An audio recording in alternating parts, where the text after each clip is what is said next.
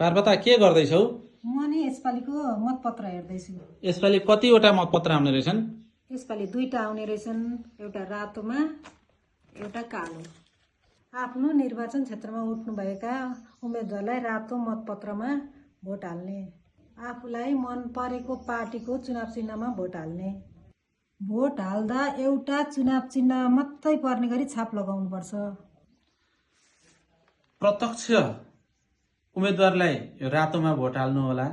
आफूलाई मन परेको उम्मेदवारको जुन चिन्ह छ त्यो चिन्हमा मात्रै पर्ने गरी, कुनै एउटा चिन्हमा मात्रै पर्ने गरी छाप हान्नु होला। त्यसै गरी यो समानुपातिकको जुन मतपत्र आउँछ यो मतपत्रमा पनि आफूलाई मन पर्ने पार्टीको चुनाव चिन्हमा मात्रै पर्ने गरी भोट हाल्नु होला। यसपालि 2टा कुरामा ध्यान दिउँ। एउटा, हाम्रो मत बदर नहोस् र अर्को, हाम्रो अत्याधिक सहभागिता रहोस्। धन्यवाद।